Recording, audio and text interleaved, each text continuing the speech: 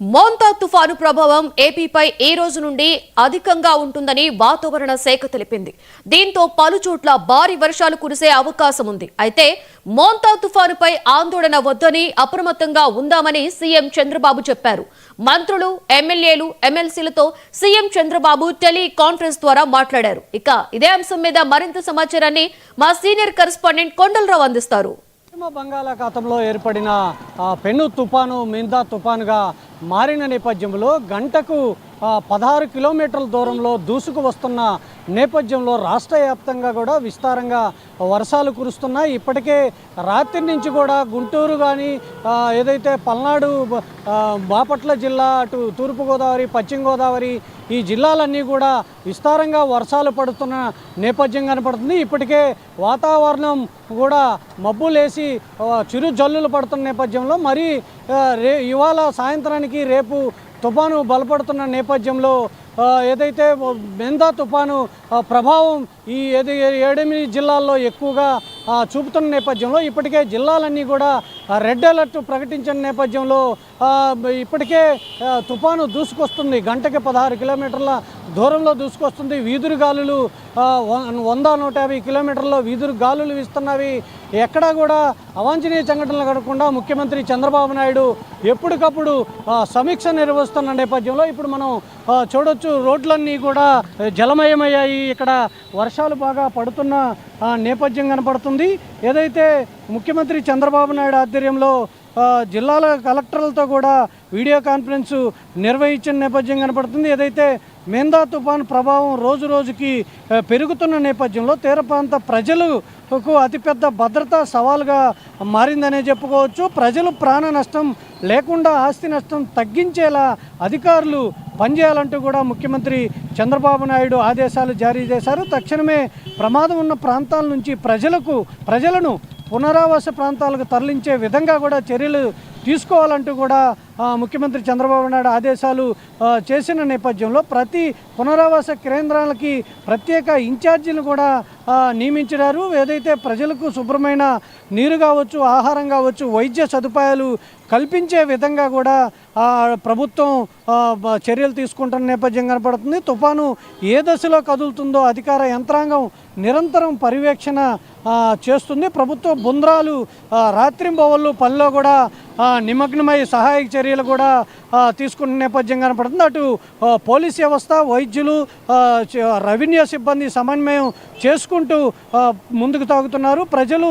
ప్రజలకు ఎలాంటి ఇబ్బంది కలగకుండా ఏదైతే ఎన్డీఆర్ఎఫ్ బృందాలు కూడా ప్రత్యేకంగా ఏర్పాటు చేశారు. ఆంధ్రప్రదేశ్ సచివాలయంలో ఆర్టీజీఎస్ కంట్రోల్ రూమ్ నుంచి ముఖ్యమంత్రి నిన్న దాదాపు 4 సమీక్షలు నిర్వహించారు. రాత్రి 8 గంటలకు కూడా ముఖ్యమంత్రి చంద్రబాబు నాయుడు జిల్లా కలెక్టర్లు, ఎస్పీలు, మున్సిపల్ అధికారులతో కూడా సమావేశమయ్యారు. విద్యుత్ విభాగ ఉన్నతాధికారులతో కూడా వీడియో కాన్ఫరెన్స్లో కూడా మాట్లాడిన నేపథ్యం కనపడుతుంది. సంపూర్ణంగా ఏదైతే తాగునీరు కలుషితం లేకుండా డ్రైనేజీ వ్యవస్థను పర్యవేక్షించాలి, ఎప్పటికప్పుడు నీటి నిల్వలు లేకుండా చూడాలంటూ కూడా ముఖ్యమంత్రి చంద్రబాబు నాయుడు చెప్పిన నేపథ్యం కాదు. సహాయ చర్యల్లో ఏదైతే అటు తెలుగుదేశం పార్టీ కావచ్చు, జనసేన కావచ్చు, భారతీయ జనతా పార్టీ నాయకులు ఇప్పటికే చెప్పారు. ప్రజలకు ఎలాంటి సహాయం కావాలన్నా అన్ని పార్టీలు ముందుకు రావాలంటూ కూడా చెప్పిన నేపథ్యం అయితే కనపడుతుంది. ప్రజలెవరు కూడా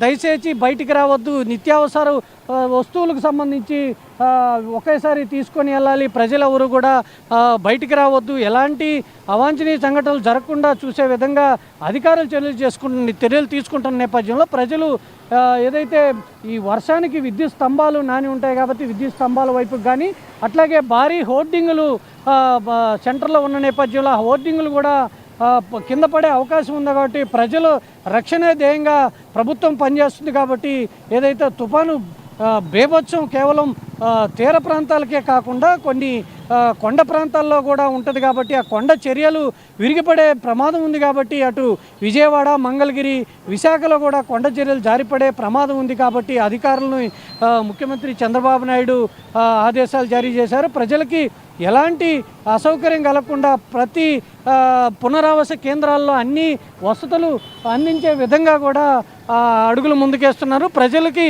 పునరావాస కేంద్రాల్లో వచ్చే వాళ్ళకి ఖచ్చితంగా వాళ్ళకి అన్ని భోజనము నీరు అందే విధంగా కూడా చర్యలు చేపట్టిన నేపథ్యం కనపడుతుంది. మరోవైపు ముఖ్యమంత్రి చంద్రబాబు నాయుడుతో పాటు మంత్రి నారా లోకేష్ ఎప్పటికప్పుడు పర్యవేక్షణ చేస్తున్నారు. ఆర్టీజీఎస్లో ముఖ్యమంత్రి చంద్రబాబు నాయుడు, మంత్రి నారా లోకేష్తో పాటు మంత్రులందరూ కూడా అనగాని సత్యప్రసాద్ కావచ్చు, మంత్రి అనిత, హోంమంత్రి విపత్తు శాఖ మంత్రి అనిత కావచ్చు, వీళ్ళందరూ కూడా ఎప్పటికప్పుడు పర్యవేక్షిస్తున్నారు. ముఖ్యమంత్రి ప్రతి గంటకు కూడా సమీక్ష నిర్వహిస్తున్న పరిస్థితి కనపడుతుంది. ఈరోజు కూడా మధ్యాహ్నం 2 గంటలు కూడా ముఖ్యమంత్రి అధికారులతో, జిల్లా కలెక్టర్లతో కూడా వీడియో కాన్ఫరెన్స్లో మాట్లాడనున్నారు. ప్రజలకి ఎలాంటి అసౌకర్యం కలగకుండా ఈ తుఫాను పెను తుఫానుగా మారింది, ప్రజలు అప్రమత్తంగా ఉండాలి.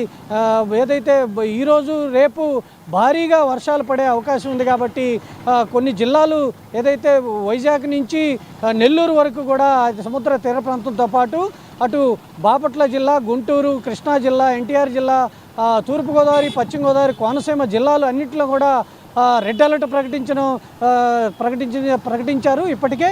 అయితే ముఖ్యమంత్రి ఎప్పటికప్పుడు సమీక్ష నిర్వహిస్తున్న పరిస్థితి కూడా మనకి కనపడుతుంది. కెమెరా పర్సన్ పవన్తో కొండలరావు, అమరావతి.